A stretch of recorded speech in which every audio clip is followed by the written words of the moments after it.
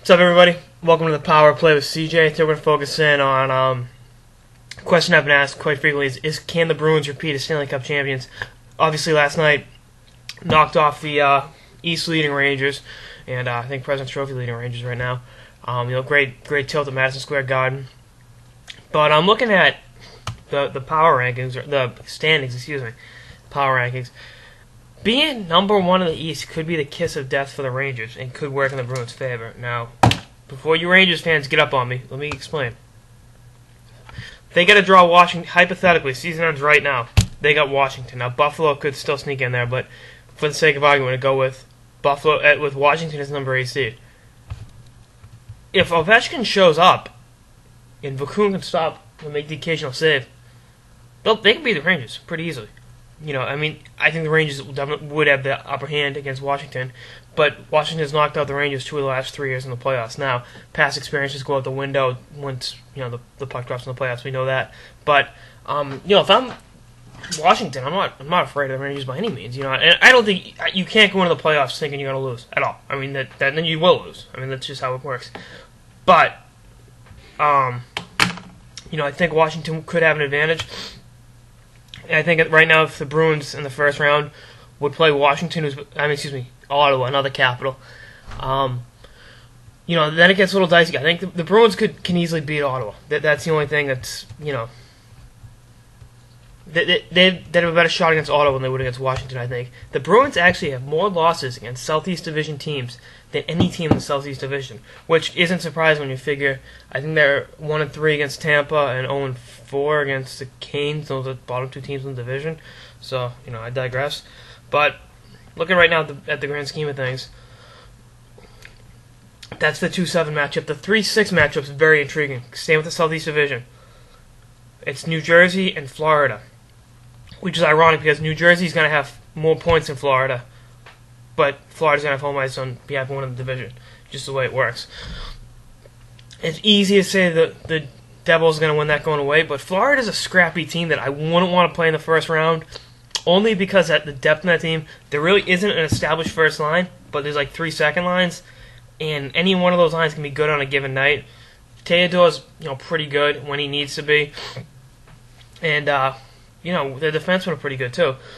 If they can keep Kovalchuk, who should be a Hart Trophy candidate in my opinion, he's played very well this year, and Parise, all those guys to the outside, make Theodore have to stop the easy shots, be in good shape. They'll definitely have a chance against New Jersey. And the 4-5 matchup, as we saw yesterday, Philly and Pittsburgh, that's going to be a hell of a tilt. Hopefully that will happen, I think, unless, that's the one matchup that's set in stone right now.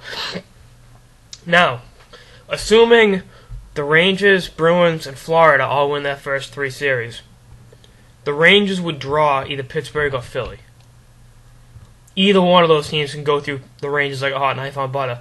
The Bruins, assuming they knock out Ottawa and Florida takes care of business against New Jersey, if Sid's healthy and they get past Philly, they'll get through the Rangers. I guarantee it. Power play with CJ.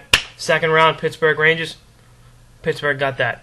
Now, the Devils get the upset on Florida, even though they should have more points. Like I said, the Rangers would draw New Jersey, and the Bruins would draw either Philly or Pittsburgh. In the Claude Julien era, they haven't played Pittsburgh in the playoffs, and they've got a rivalry going. Obviously with the Cook hit on Sav, that, and then obviously we got a great rivalry with Philly. Played them, twice in the last 2 years, and one ended great, the other one, not so much. But I think the Rangers definitely have the leg up on the Devils, but I think the Bruins would have a better shot against Philly or Pittsburgh than the Rangers would. Brizgalov won Player of the Month for the NHL, so that kind of, but right now, all signs point to the Bruins and Rangers. All the pundits have them in the conference finals. I think it's going to be one of the Pennsylvania teams is going to the conference finals. That I know for sure. And then it's going to be the Bruins or Rangers on the other end. I think it's good that the Bruins and Rangers won't meet till the conference finals. That's the only way they could meet. But it's just dicey. And like I said, the Bruins should beat Ottawa.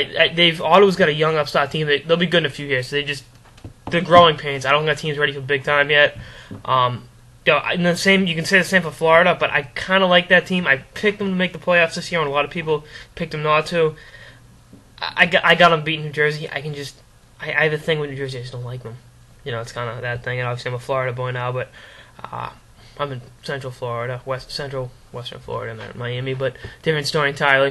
This isn't Geography 101. It's a power play with CJ.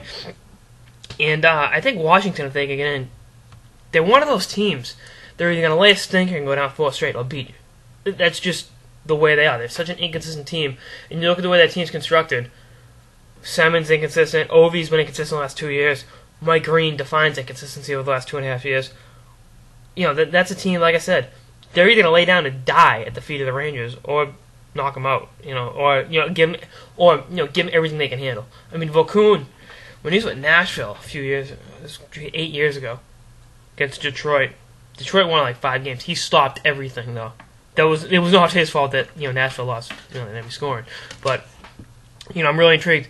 I think if the Bruins, if people are calling the Rangers the Bruins kryptonite, and what are they 1-3 against the Rangers? Yeah, but they won last night, which will be the last matchup of the season, obviously. So they got that going into the playoffs if they meet in the conference finals. But both teams got to take care of business to get there.